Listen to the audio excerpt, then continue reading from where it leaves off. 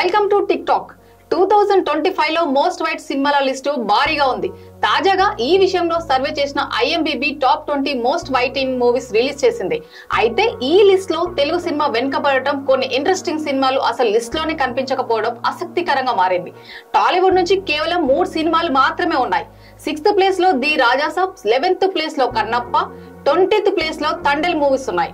మరిన్ని crazy projects release కి ready అవుతున్నా అవి లిస్ట్ లో కనిపించకపోవడం మీద ఫిలిం సర్కిల్ లో చర్చ జరుగుతుంది.